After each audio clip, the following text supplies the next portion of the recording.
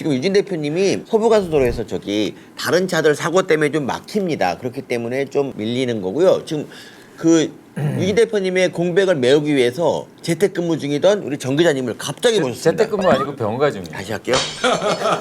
일이 없기 때문에 바로 나오셨습니다. 그 사실이 그렇다 하더라도 그래서 오늘 진짜 그 네. 머리를 깎으셨는데 네.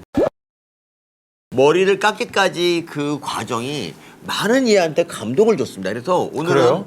그 감동을 준 그 영상을 오마이. 우리 무단으로 가져왔죠? 그 대한연대한테 허락받진 않았죠. 받지 않고 무단으로. 그러니까 교수님 대표잖아요. 그러니까 와, 정 기자님 머리 깎네. 어떡하니? 머리 삭발한 게 지금 얼마 만입니까? 이런 어떤 대의를 위해서 삭발한 적은 없죠. 저는요. 지난번에 그 여자친구가 한번 헤어졌을 때 삭발한 적 있다고. 그거 아닙니까? 그런 기억이 가물가물하긴 한데 잘 기억이 정확히 안 나요. 그러니까 여자친구랑 헤어질 때도 하지 않던 삭발을 네. 지금 KBS 정상화를 위해서 하신 네, 거잖아요. 그럼요. 네. 훨씬 더 와닿습니다, 진짜. 소피아님이 네. 정 기자님 방송 보고 마음이 짠했다. 그리고 네.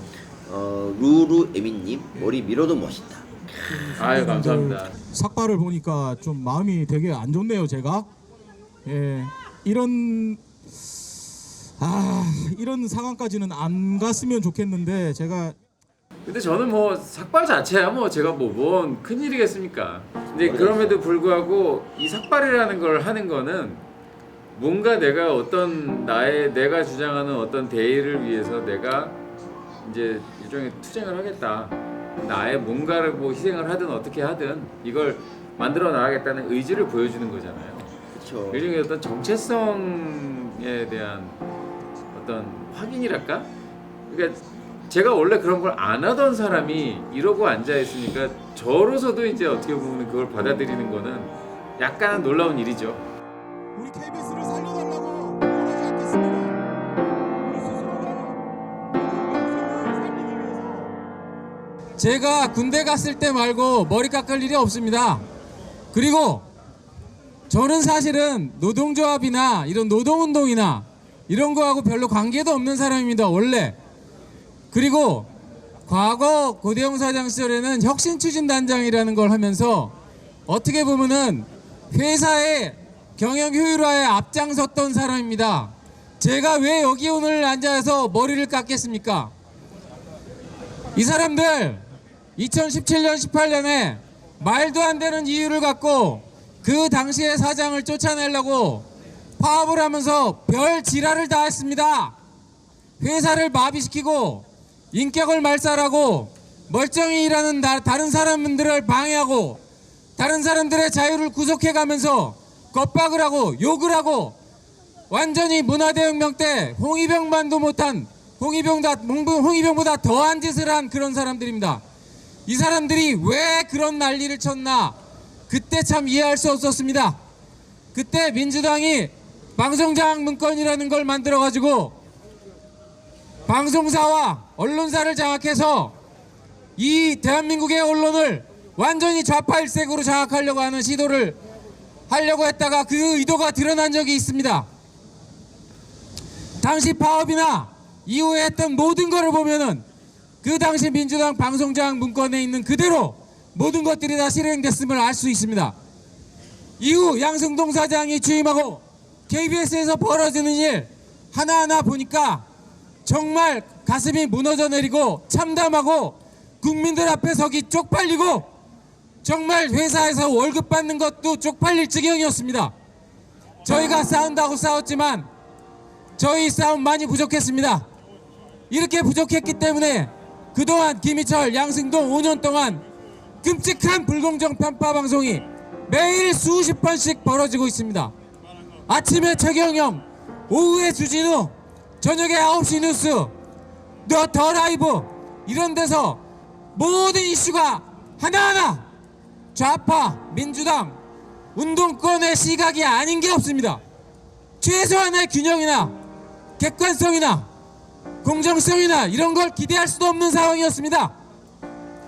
그런 일들이 계속 벌어지는데도 저희가 그동안 싸워왔다고 하지만 그 싸움 그렇게 효과 있지 못했습니다. 그러다 보니까 오늘 KBS가 이 모양 이 꼴이 됐습니다. 당장 망해도 이상하지 않을 정도로 절반 이상의 국민들이 KBS를 신뢰하지 않고 오로지 특정 진영의 운동권과 일부 그런 정치적인 그 의도가 다분한 사람들만 KBS를 이용해 먹는 이런 식으로 공영방송이 전락이 됐습니다. 이제 KBS가 어떻게 될지 모릅니다. 앞으로 수신료 분리징수가 본격적으로 시행이 되고 수신료 수입이 급감할 경우에 직원들 임금도 줄기 어려울 거고 제작비도 제대로 충당을 하기 어려울 것입니다. 제작비가 충당이 안 되면 광고 수익이 떨어질 것이고 광고 수익이 떨어지면 협찬을 끌어올 능력도 안 될 것입니다. 이제 KBS가 존재 자체가 위기에 처하는 상황이 됐습니다. 그런데 지금 이 재무적인 문제에 앞서서 KBS의 가장 큰 문제는 KBS가 특정 정치 진영의 선전성동 도구로 전락했다는 점입니다. 이런 점을 바로잡지 않고는 아무리 재무적 문제가 어떻다 하더라도 그건 다음의 문제일 뿐입니다. 일단 사장, 이사장 쫓아내고 새로운 사장, 이사장, 경영진 불러와서 지금의 이 모든 과오에 대해 사죄하고 다시는 이런 끔찍한 불공정 방송, 이런 끔찍한 무능무용이 재발하지 않도록 하기 위한 모든 것을 다 해야 됩니다. KBS가 앞으로 그렇게 하지 않으면 영원히 국민들한테 버림받을 것입니다. 제가 지금까지 이렇게 노동조합이든 협회든 무슨 운동 한번 한 적 없는 사람인데 이렇게 여기 앞에서 머리를 깎았습니다. 제가 왜 이랬겠습니까? 저는 KBS인으로서 자부심을 갖고 살아왔습니다. KBS 완전 망가졌습니다. 누가 이렇게 만들었습니까? 김희철, 남영진 즉각 뛰어져나라! 김희철, 남영진 즉각 뛰어져나라! 내가 지켜를 내라 그냥.